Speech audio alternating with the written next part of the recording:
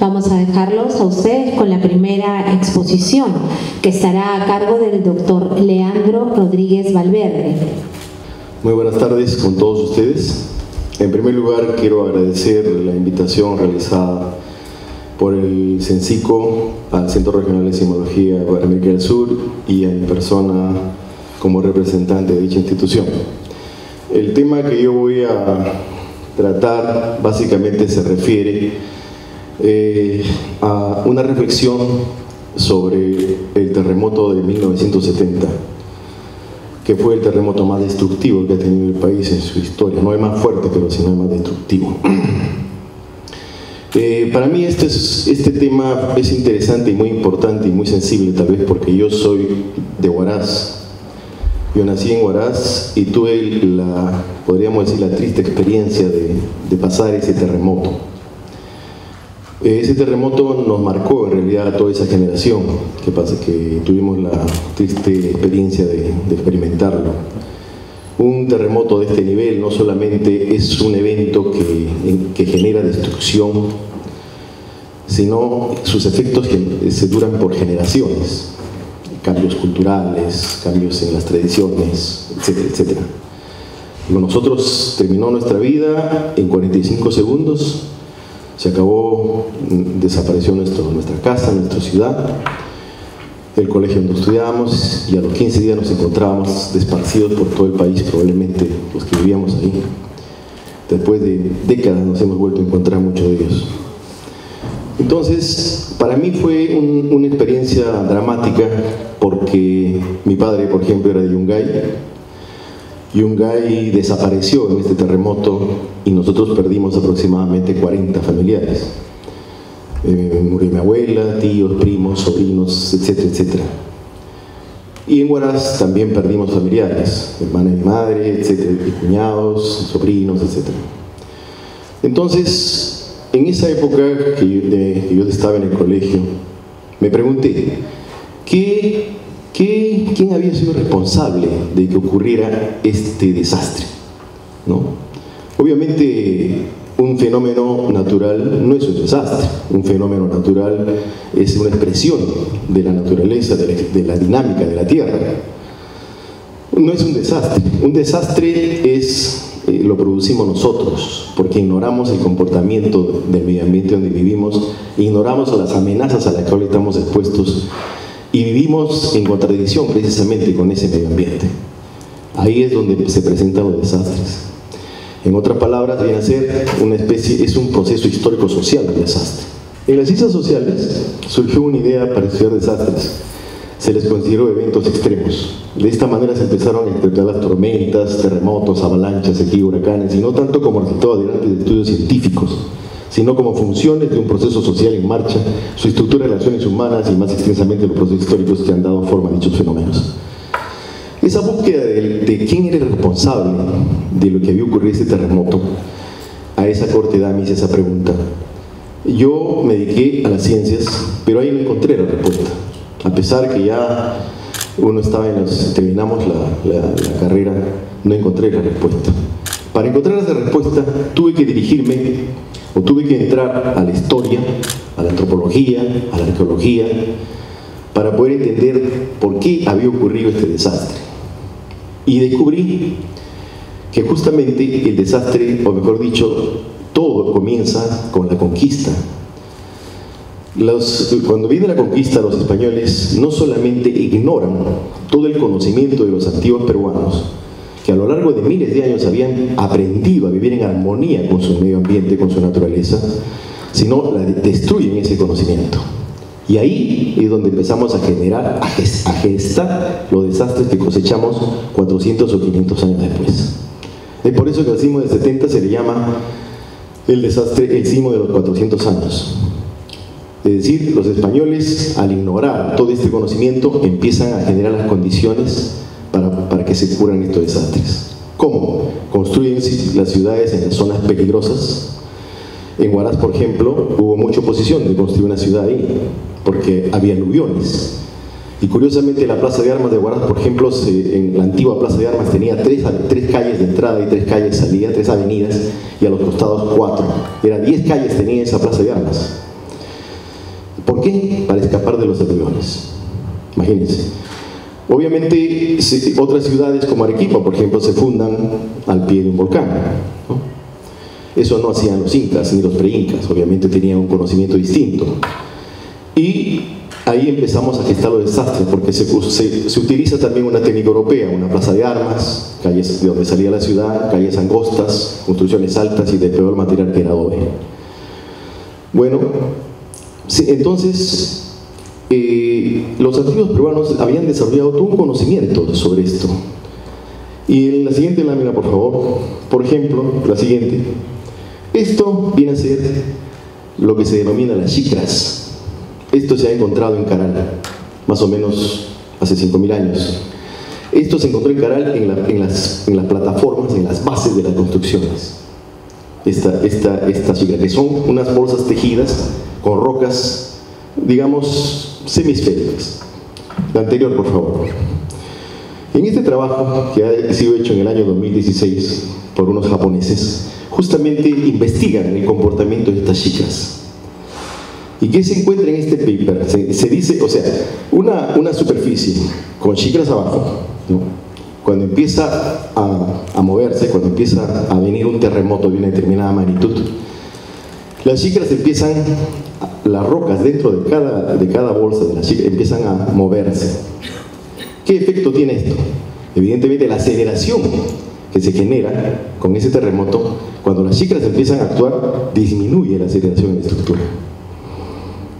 Imagínense ustedes, estamos hablando de 5.000 años que los peruanos, los antiguos peruanos, los antiguos pobladores de esta zona habían generado este tipo de tecnología para poder responder a los terremotos.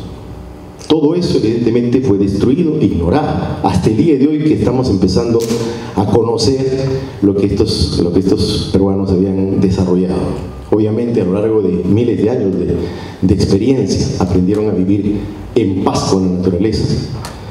Eso es lo que decía el fundador del Centro Regional de Sismología: tenemos que aprender a vivir en paz con la naturaleza, y para eso hay que conocer al enemigo, que en este caso el enemigo era el terremoto. Bueno, la siguiente, por favor, la siguiente. Luego les cuento de que en el año 2016, me invitaron a Yungay a dar una charla.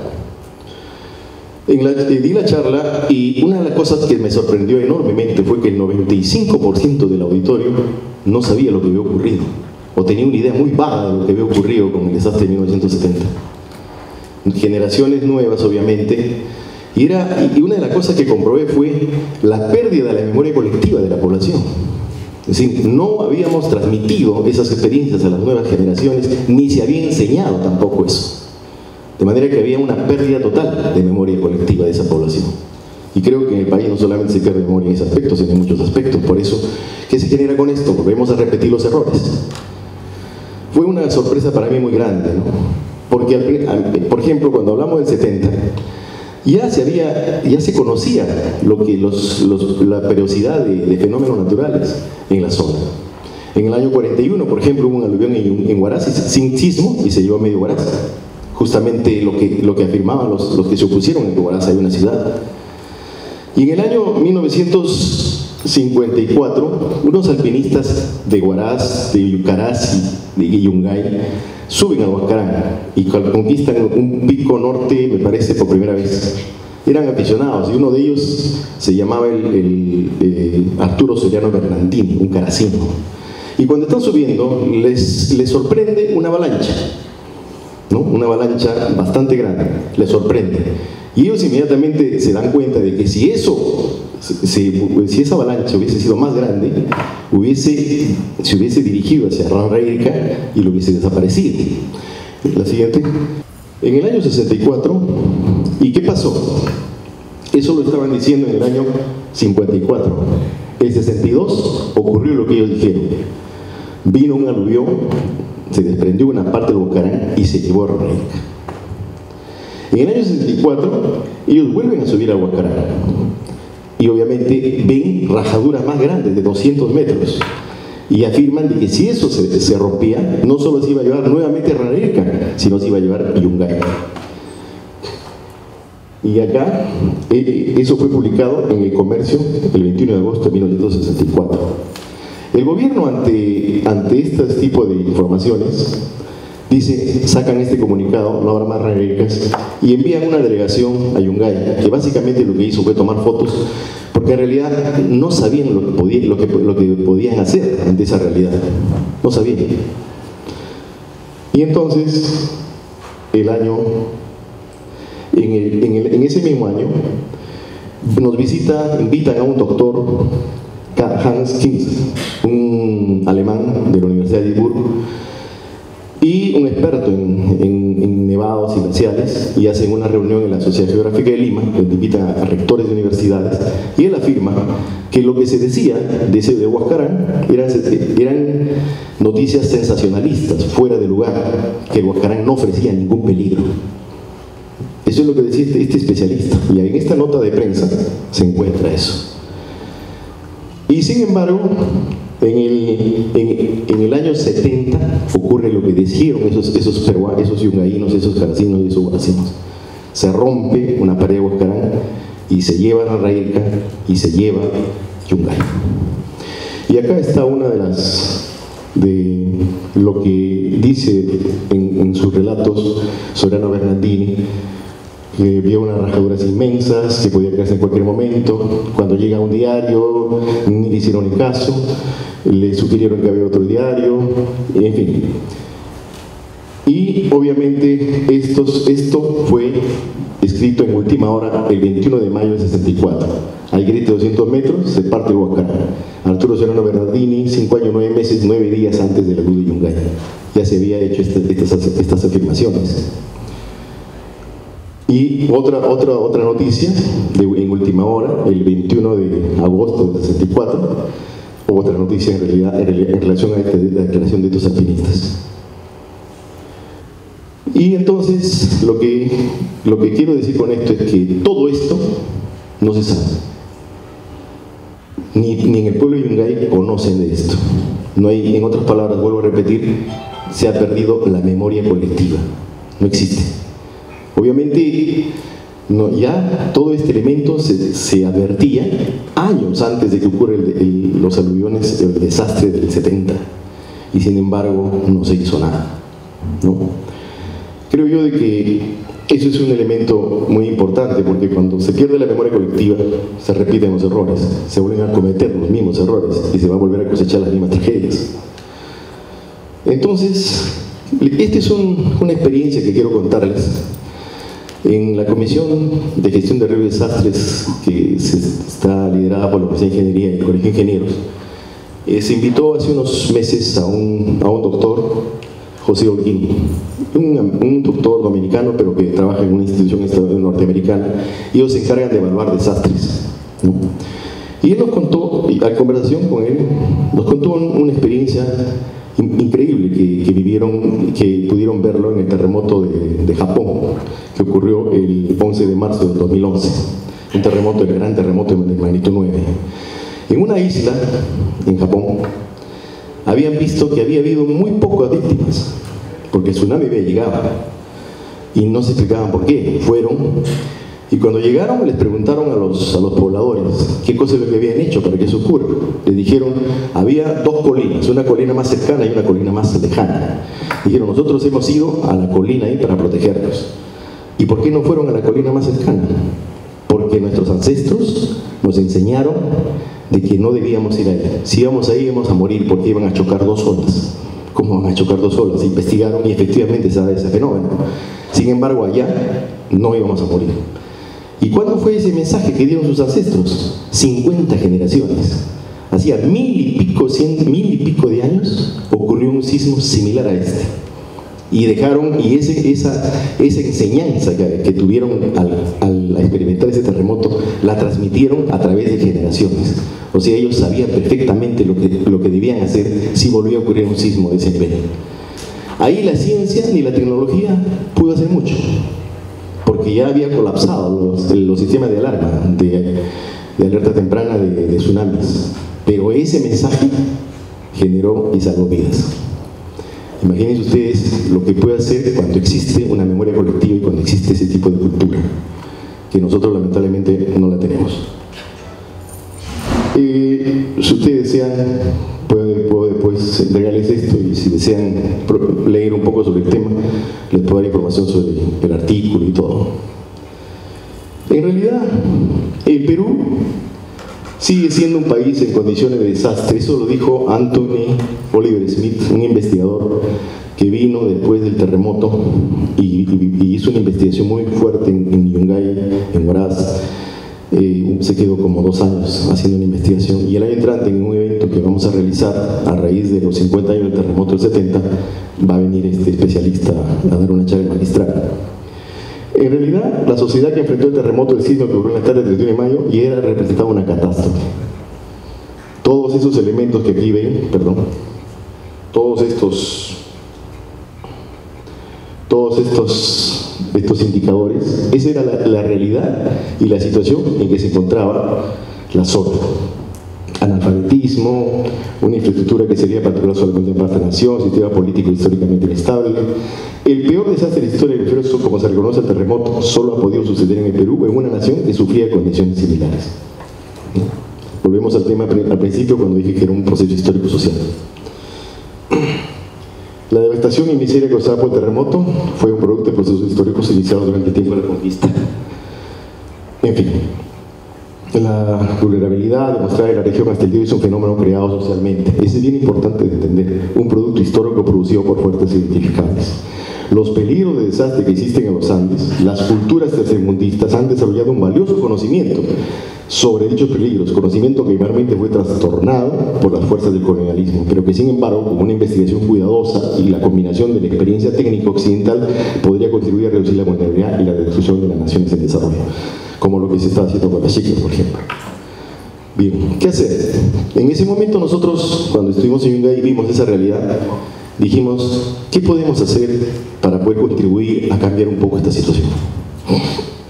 Lo primero que hicimos fue conversar con la UGEL de Yungay, que fue la que nos invitó, la Unidad de Gestión Educativa Local, y firmamos un convenio, marco de colaboración. Luego se nos ocurrió y se nos dio la oportunidad de presentar un proyecto que lo hemos denominado EduSismo, que básicamente es un proyecto educativo sobre prevención sísmica del Centro Regional de Sismología Prevenir Subceresis. ¿Qué es EduSismo? EduSismo básicamente consiste en instalar estaciones sísmicas en los colegios. Los estudiantes administrarán las estaciones informando a las entidades responsables de datos de los sismos detectados por estas estaciones. Estaciones de este tipo. Estaciones personales, baratas. Esta es una estación, por ejemplo, una estación sísmica de 3 componentes. 3 geófonos tiene acá, o sismómetros, y acá también uno solo. Esto mide en una sola dirección la onda sísmica y acá mide en 3 direcciones. Estos bordean los $600, los $900 en ese rango. Estos pequeños sismógrafos a veces funcionan con energía solar, una tarjeta, o también con energía convencional. Tienen un pin para poder conectarse a internet y la señal la mandan ahí. Y uno entra a un servidor y puede mirar el registro de esa estación. Ahí en el mundo hay muchas de estas, en Perú no hay una todavía. Y esto es lo que vamos a colocar en los colegios. Ahora, ¿para qué? Para que los chicos aprendan a leer un sismograma, identificar las ondas, a calcular el epicentro, historias sísmicas o localidades, a conocer la amenaza de su lugar donde viven, la historia sísmica de los terremotos que han generado grandes desastres en su país. Una de las cosas que dije al principio, la historia, a eso me llevó a entender lo que había ocurrido. En la historia no se enseña historia de los desastres. ¿Qué enseñamos en la historia de los colegios? Enseñamos historia de guerras, historia de conflictos armados probablemente, pero nunca enseñamos historia de desastres. Y los desastres han cambiado sociedades, han sido dramáticos en la evolución de una sociedad, como por ejemplo el terremoto de 1746, que se ha escrito incluso libros sobre el respecto. Sin embargo, eso no se enseña. Con este proyecto queremos cambiar un poco esa realidad, porque el director Lugel me dijo que no había también muchas restricciones en relación, que uno piensa que ya todo está establecido en la currícula escolar. Tal vez no es así, tal vez uno pueda hacer cambios y pueda mejorar, digamos, la enseñanza en relación a los desastres. No vamos a poder evitar que vuelvan a ocurrir, digamos, los desastres si no educamos. Prevención es sinónimo de educación. Eso es lo que pretendemos con este proyecto. Los chicos también van a aprender a conceptos de magnitud, en aceleración, a evaluar las intensidades que producen la ocurrencia de un terremoto, identificar lo que constituye una edificación, columnas, vigas, paredes portantes, etc. ¿Qué se pretende con el sismo? Crear una conciencia y conocimiento sobre prevención. Convivir en paz con los fenómenos naturales que ocurren en los lugares donde viven. Generar políticas adecuadas para la construcción de las edificaciones y introducir en el currículo escolar la enseñanza de historia de los desastres. Generar una sinergia con toda la comunidad sobre prevención, etc. Entender que los desastres son un proceso histórico-social, conocer cómo respondían a los fenómenos de la naturaleza los antiguos peruanos, incas y preyacas. Explicar por qué han ocurrido los grandes desastres que han azotado la zona de nuestro país, organizar a la población para responder adecuadamente ante la ocurrencia de un gran terremoto o avalancha, generar en los estudiantes un interés por el estado de la edificación donde viven y estudiar organizando competencias entre los colegios para determinar la vulnerabilidad de sus locales. Los proyectos mejor presentados serán premiados, organizar a los estudiantes y colegios para realizar encuestas con objeto de medir el nivel de la memoria colectiva de la población, generando luego acciones en coordinación con autoridades y organizaciones de la localidad para tratar de ver cómo revertimos eso. La estrategia, hemos firmado convenios con las entidades educativas locales, buscar el compromiso de los gobiernos locales y regionales y solicitar financiamiento a empresas de la zona. En eso estamos. Coordinar mecanismos de colaboración con universidades e instituciones, tenemos la colaboración plena de la Universidad Nacional de Ingeniería. Coordinar e informar al Ministerio de Educación los logros obtenidos y proponer los cambios del currículo escolar en relación a los cursos con el medio ambiente. Difusión, obviamente, es muy importante, solicitar los medios de información, la difusión del proyecto, charlas periódicas dirigidas a profesores, estudiantes de toda la comunidad dictada por profesionales de diferentes lugares del país y los Estados miembros de CERESIS. Estas charlas las estamos dando vía Skype, se conecta un computador en un salón en los colegios, 3 colegios simultáneamente reciben la charla y la hacemos cada 15 días. La idea es crear un poco la cultura para que pueda cambiar esa situación, para revertir eso de la pérdida de memoria colectiva y para que al margen de lo que se da en la evolución de los fenómenos naturales de la zona, se prepare uno para vivir, como decía el fundador del Centro Regional de Sismología, en paz con la naturaleza. Generar documentos escritos, videos, etc. En la zona de Yungay hay muchas personas que han pasado, como yo, esa experiencia. Algunos incluso han sido arrastrados por el agua. Algunos han visto como una película cómo pasó el aluvión en Yungay.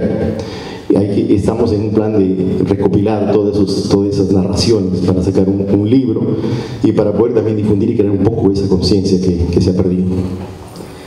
Las provisiones se inicia con la provincia de Yungay, se continuará en otros departamentos del Perú y en la capital. Aquí en Lima firmamos un convenio con el Colegio Sacolibel y en Arequipa también estamos en coordinaciones con otra institución.